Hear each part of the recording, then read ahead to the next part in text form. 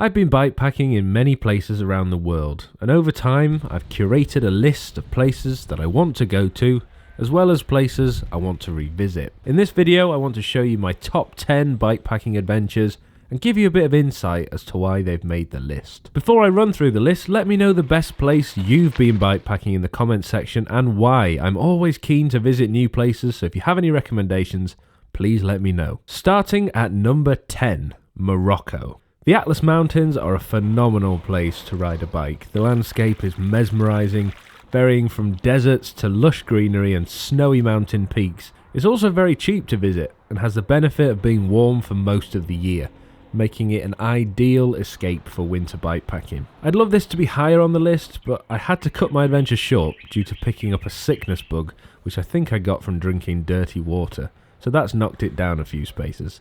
I'll definitely be back though, but I won't be drinking the tap water. Number 9, the Isle of Mull. It's no secret that the west coast of Scotland is my favourite place, probably in the world, for cycling, but this trip was particularly perfect. I went in peak summer, had glorious weather and peaceful roads all to myself. This adventure made use of the Caledonian sleeper train and the Calmac ferries, so I could visit some of the more remote parts of the country I'd not been to before. Wild camping is legal in Scotland, and there are loads of beautiful places to stop and admire the views. Number 8, Iceland, specifically the West Fjords. Despite this adventure being mega tough due to the wild weather and stormy winds, it was so spectacular it had to make the list. I was pretty unlucky with the weather, but the amazing gravel tracks and jaw-dropping scenery really made me want to revisit this spectacular country, which I actually did in winter, which was another story completely.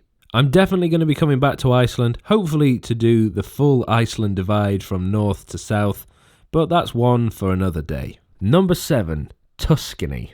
I'd never been bikepacking in Italy until this point, and the main reason I chose it was actually because it was our friend's wedding, and there was loads of time between actually landing in Italy and the ceremony, so I wanted to make use of that extra time.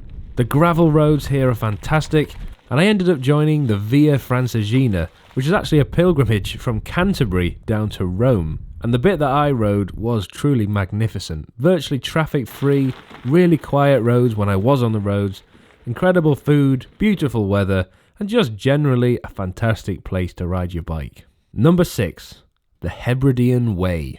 I really do love riding my bike in Scotland, and I really wanted to visit this fairly remote part of the British Isles. This route has extra special meaning to me. It was one of the last bikepacking trips I did just before we had our first child, so I wanted to make the most of this epic adventure. I stayed in a variety of campsites, bothies, hotels and hostels, and it generally was a fantastic mix of all that Scotland has to offer. From amazing beaches, tough mountains, awful rain and beautiful sunshine, it really did have it all. Moving on to number 5, Arctic Norway. If you've been watching the channel for a while, you'll know I like to go on one or more epic winter bikepacking trip every year. And in 2023, I headed up to Tromsø in the Arctic Circle. I'd never been bikepacking in these sort of temperatures. It was at least -15 but dropped down to the -20s at one point. I was riding on snow with some breathtaking scenery in front of me. I had planned on wild camping, but I was starting to get a little bit cold due to not being as prepared as I should have been.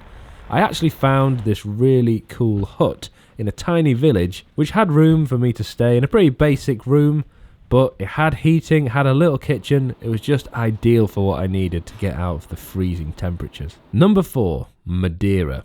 This island in the Atlantic Ocean is owned by Portugal, and it is an absolutely stunning place to go bikepacking. The island varies massively from coast to coast, and it's made up of plenty of microclimates, meaning that no two areas look the same. As I mentioned before, I really like variety when I'm bikepacking, and in this trip, I had that. I stayed in a mixture of hotels and a tiny little farmhouse, which was really cool.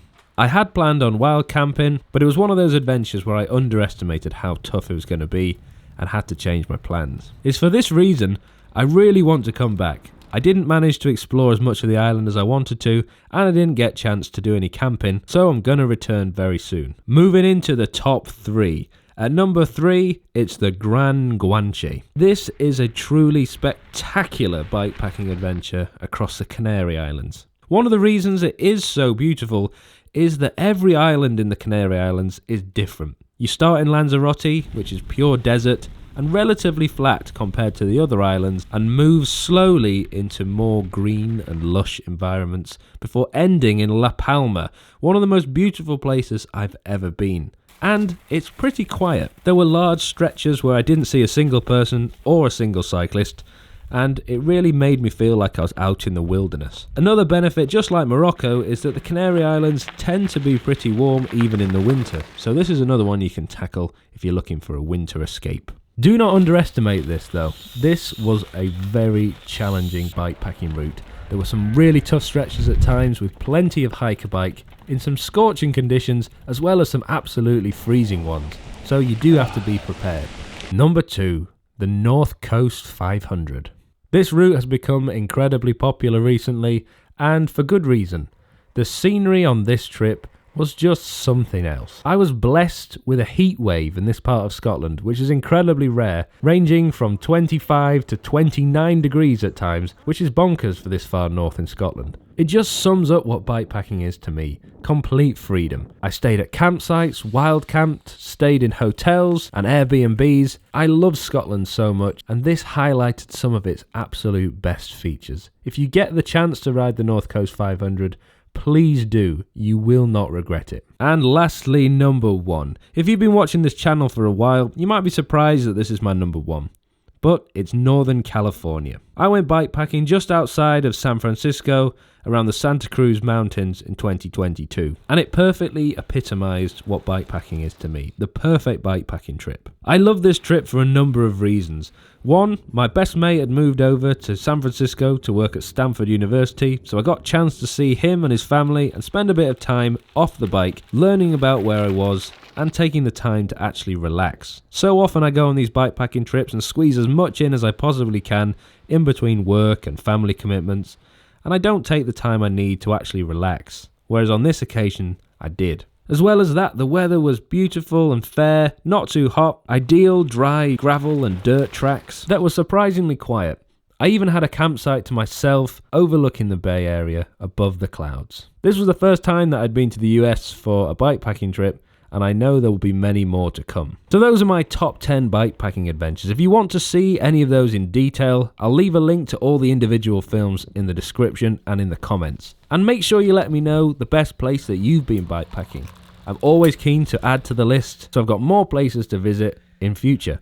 Thanks so much for watching, and I'll see you in the next one.